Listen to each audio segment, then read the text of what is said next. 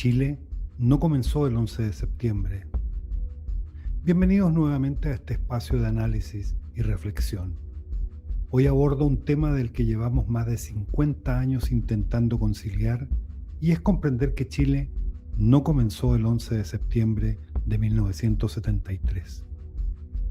Nací en la década de los 60 y fui testigo de uno de los periodos más complejos y dolorosos de la historia de Chile. No aprendí sobre 1973 en redes sociales ni en documentales producidos muchos años después. Lo viví junto a mi familia, junto a millones de chilenos que experimentaron la polarización, el miedo, la escasez, la violencia política y el quiebre institucional.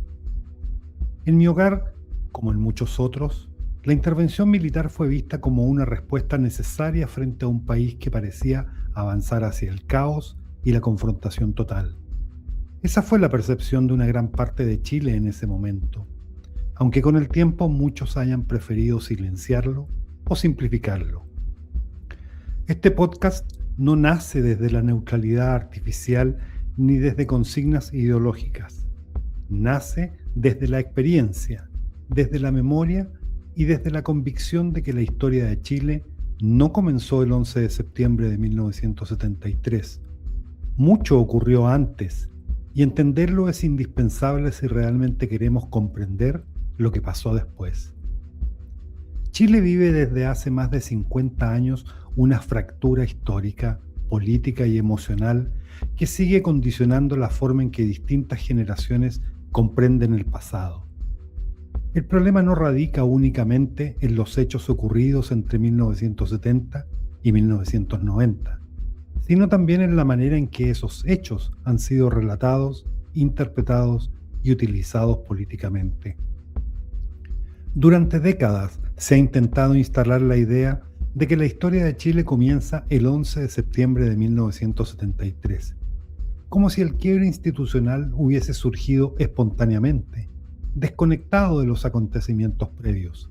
Sin embargo, cualquier análisis serio exige comprender el contexto completo, la crisis política, económica e institucional del gobierno de la Unidad Popular, la radicalización ideológica propia de la Guerra Fría, la existencia de grupos armados revolucionarios, la polarización extrema de la sociedad chilena y la posterior intervención militar. Comprender ese contexto no implica negar ni relativizar lo que pueden ser considerados abusos cometidos posteriormente bajo el gobierno cívico-militar. Del mismo modo, reconocer violaciones a los derechos humanos no obliga a omitir la existencia de una crisis institucional profunda, ni la violencia revolucionaria impulsada desde sectores de izquierda. La historia de Chile no puede entenderse desde relatos absolutos ni desde consignas ideológicas. Requiere aceptar simultáneamente hechos incómodos para todos los sectores.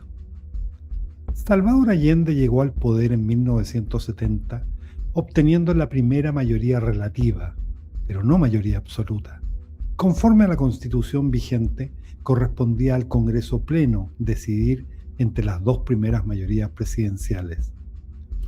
La democracia cristiana, liderada por Eduardo Frei Montalva, terminó facilitando la ratificación de Allende mediante un acuerdo político sustentado en el denominado Estatuto de Garantías Constitucionales. Este punto resulta fundamental porque demuestra que el acceso de Allende al poder no respondió a una mayoría nacional clara, sino a un mecanismo institucional válido dentro del sistema político chileno de la época. El conflicto chileno no ocurrió aislado del mundo.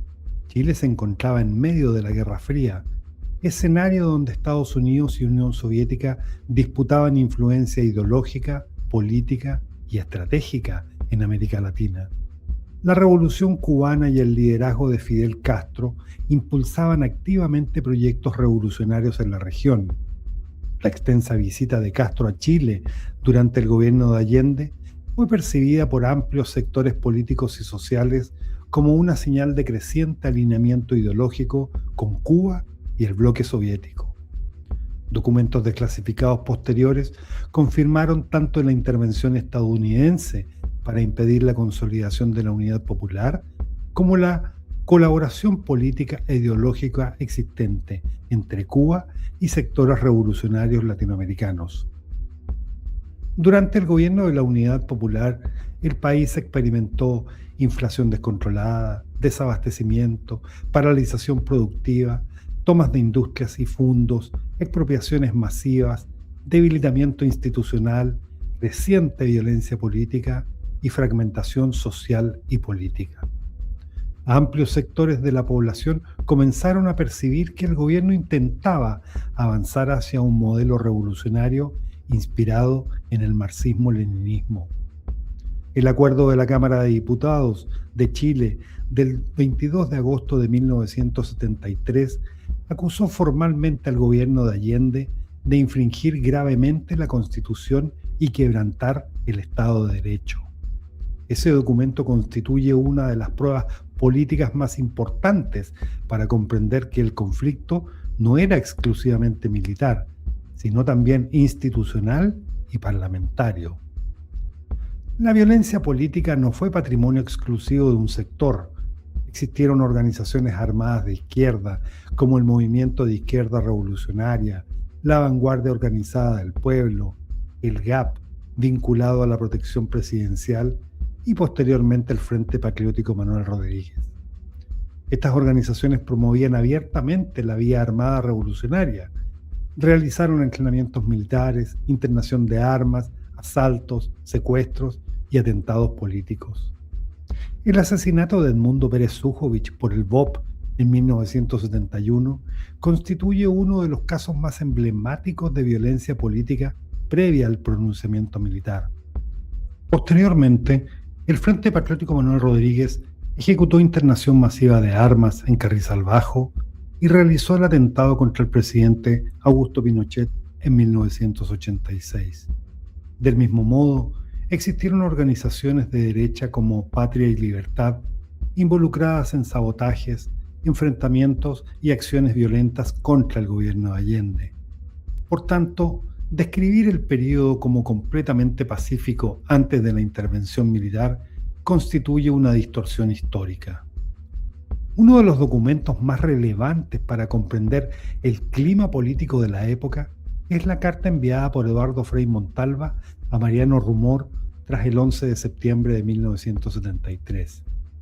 En ella, Frei responsabiliza directamente al gobierno de la Unidad Popular del quiebre institucional y denuncia destrucción del orden constitucional, creación de estructuras paralelas de poder, internación de armas, influencia cubana y preparación revolucionaria armada.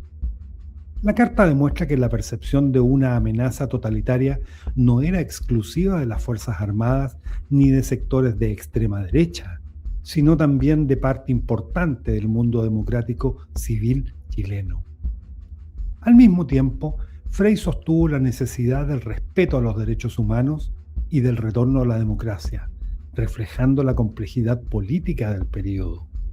La carta desmonta así dos simplificaciones históricas: la idea de que no existía amenaza revolucionaria y la idea de que cualquier acción posterior del régimen militar quedaba automáticamente legitimada. El 11 de septiembre de 1973, las Fuerzas Armadas de Chile intervinieron militarmente y derrocaron al gobierno de Allende. Amplios sectores civiles apoyaron inicialmente la intervención militar, interpretándola como una respuesta frente al colapso institucional y económico del país. Para muchos chilenos de la época, el conflicto era percibido como una confrontación existencial entre modelos incompatibles. Por un lado, una revolución marxista y por otro la preservación del sistema republicano tradicional. Ese apoyo civil inicial es un hecho histórico frecuentemente minimizado en algunos relatos posteriores. El régimen encabezado por el entonces general Augusto Pinochet impulsó profundas reformas estructurales: apertura económica, modernización del Estado, desarrollo de infraestructura, control de la inflación, crecimiento económico, especialmente desde mediados de los años 80. Muchos consideran que dichas transformaciones sentaron las bases del modelo económico chileno contemporáneo. Sin embargo, no se puede omitir que también se cometieron serias violaciones a los derechos humanos. La Comisión Rettig y la Comisión Valech documentaron miles de víctimas. Al mismo tiempo existe un debate persistente respecto de eventuales falsos exonerados, irregularidades en sistemas de reparación, la utilización política de los derechos humanos y diversas controversias judiciales relativas a beneficios estatales asociados al tema. También persiste controversia sobre la figura jurídica del secuestro permanente, aplicada en numerosos procesos judiciales relacionados con detenidos desaparecidos. Todas esas discusiones continúan generando profundas divisiones políticas y sociales. La violencia política no terminó inmediatamente con el fin del régimen cívico-militar. Organizaciones armadas continuaron operando durante los años posteriores, incluyendo acciones terroristas, atentados y asesinatos políticos.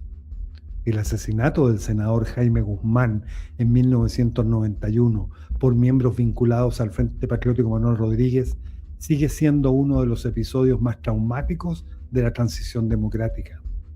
La persistencia de divisiones ideológicas respecto de estos hechos refleja que la reconciliación nacional continúa siendo incompleta. Durante décadas, distintos sectores políticos han intentado construir relatos parciales sobre el período. Un sector ha enfatizado exclusivamente la represión, las violaciones a los derechos humanos y el carácter dictatorial del régimen cívico-militar. Otro sector ha enfatizado la crisis previa, la amenaza revolucionaria, el apoyo civil al pronunciamiento y los logros económicos posteriores. Ambos enfoques suelen omitir elementos incómodos.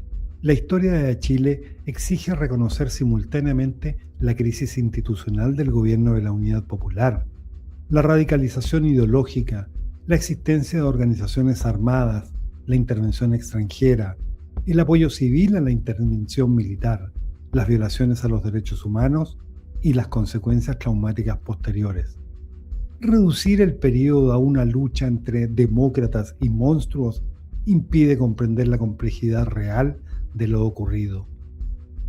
Chile continúa enfrentando una herida histórica, porque gran parte del debate público sigue atrapado entre relatos incompatibles y memorias enfrentadas. La reconciliación auténtica no puede construirse negando la crisis previa a 1973, ni relativizando las violaciones a los derechos humanos, ni utilizando el dolor como herramienta política permanente. Comprender la historia exige abandonar visiones absolutas y aceptar que el país vivió uno de los periodos más complejos, polarizados y también, ¿por qué no?, violentos de su vida republicana.